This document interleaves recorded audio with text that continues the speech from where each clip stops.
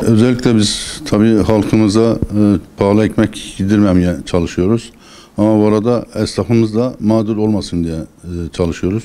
Şu anda ciddi şekilde gerek döviz kurlarının dalgalanmasından gerekse bazı ham maddelerimize veya akaryakıta, doğalgaza, elektriğe gelen zamlar artık esnafımızı tamamen sıkıntıya sokmuş durumda.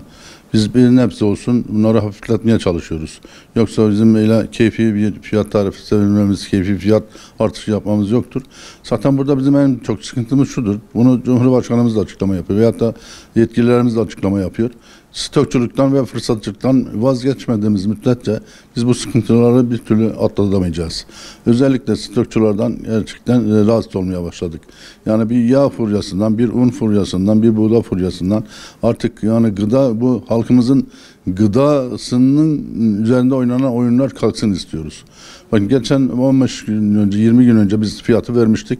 Vermemizin sebebi şuydu. Toprak Mahsulleri Ofisi fabrikalara, un fabrikalarına buğday veriyordu. Buğday vermeyi kesince otomatikman un torbalarında 290'a olan un torbalarımız 390'a 100 lira birden fark attı. Yani bunu bir esnaf kaldıramaz. Zaten 3 torba, 4 torba, 5 torba işleyen en fazla ekmekçilerimiz var. Yani kendi işçisinin dahi parasını çıkaramaz duruma geldiler.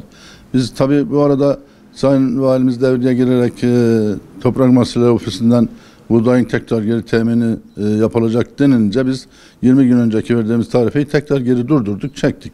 Tabii halkımıza biz tarife verdik, iş bitti demiyoruz. Anında müdahale ediyoruz. Pahalı ekmek yedirmemeye çalışıyoruz. Ama ki şu anda tekrar geri bu hafta un fiyatlarımız, un fabrikaları maalesef torbası 390'dan un vermeye başladılar. Her torbada 100 lira bir zam yiyen ve doğalgaza gelen, elektriğe gelen zam, mazota gelen, akaryakıta gelen zamdan, oduna gelen zamdan, yani bu döviz furyası stokçuları sevindiriyor bir yerde. Ben artık başka bir şey diyemeyeceğim. Anında bütün maddelerimize, bütün ham maddelerimize, bütün gıdalarımıza, gıda ürünlerine zam geliyor. Tabii burada ekmekçi esnafımız da gerçekten sıkıntılı günler geçiriyor. Yani zoraki çalışıyorlar. Neredeyse yani kapatma durumuna geldiler. Artık biz dediğimiz gibi 20 gün önce çektiğimiz fiyatı bugün gene tekrar un fiyatları bu hafta artınca mecbur olduk bu fiyatı vermeye. Biz tabii halkımıza gerçekten üzülüyoruz fiyatların artışına. Buradan tekrar yine sesleniyorum. Lütfen bu stokçular, fırsatçılar çekilsinler artık. Bu halkın üzerinden oyun oynamasınlar. Gerçekten şu anda belki bütün dünya sıkıntı içerisinde, herkes de savaş içinde, ekonomik sıkıntı içindeler ama ülkemiz de bu sıkıntıyı, bu badireyi atlatmaya çalışıyor. Bütün yetkililerimizle beraber, mülki amirlerimizle esnafımıza, halkımıza nasıl daha yardımcı olabiliriz? Bütün gücümüzden çalışıyoruz. Etiketlerin kontrolü olsun, stokların kontrolü olsun. Şu anda ciddi şekilde bir çalışma var. Ama inşallah bunu da atlatacağız. Temennimiz bu artık akaryakıta gelen zamlar veyahut da elektriğe, doğalgaza gelen zamlar bir nebze olsun artık ÖTV'den mi ayarlanacak, vergiden mi ayarlanacak? Devletimizde, Cumhurbaşkanımızda buradan sesleniyoruz. Bu fiyatları artık halkımız tamamen kaldıramaz duruma geldi. Zaten fakir, zengin, orta kesim, esnaf kesimi hemen şu anda perişan oldu. Yani orta kesim, orta direk dediğimiz esnaf gerçekten artık çökmeye yüz tuttu. Zorla ayakta duruyor. Her gün akaryakıta zam, her gün doğalgaza, elektriğe ve hatta çeşitli ürünlere gelen zam. Bir furya atıyorlar, ortaya birileri bir laf atıyor, bir yalan atıyor. İşte yağ kalmadı, şu gelmedi, zeytinyağı kalmadı. Yani bunlar bunlar stokçu ve fırsatçılara verilen imkan, başka bir şey değil.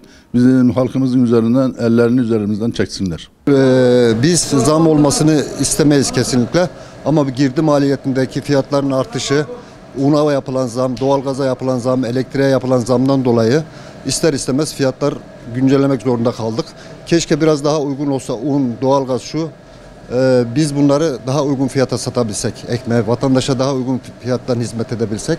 Ama yapacak bir şey yok. Bu zamlardan sonra işçiliğe yapılan zam, doğalgaza yapılan zam, elektriğe yapılan zamdan dolayı fiyatları güncellemek zorunda kaldık. İlk gelen faturamız 20 milyar elektrik, 20 milyar doğalgaz. Artı işçilik, sigorta, her şey yükseldi. Bundan dolayı da ister istemez fiyatları yükseltmek zorunda kalıyoruz. Un 230 bin liradan 380 bin liraya çıktı torbası. Bu da hepsi tabii girdiye, maliyete yansıyor. Bundan dolayı işte fiyatlar bu şekilde yükseliyor.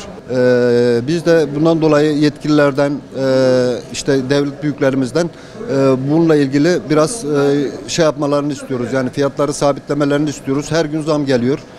Bu 2500'e veriyoruz ama şu anda bu 2500'e verdiğimiz maliyet bile bizi kurtarmıyor. Ama bir müddet daha böyle gayret ediyoruz, sabrediyoruz. Bu şekilde devam edeceğiz yani 2,5'tan.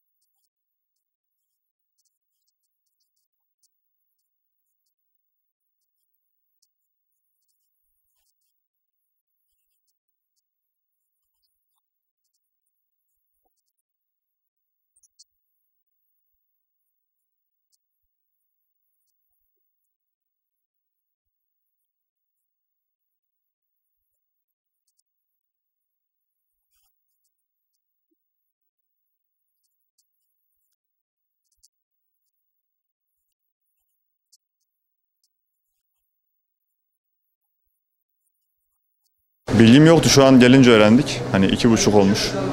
Zaten her şey her gün zam geliyor. Artık zamlar normalleşti yani. Ekmek zammını, yani her şeye zam geldiği için artık normalleşti. Yani bir tepki gösteremiyoruz. Kimse de bir tepki göstermiyor zaten. Hani her şeye zam geldiği için insanlar hani akaryakıt zammıyla daha çok sorun oluyor bizim için. Hani her gün zam geliyor.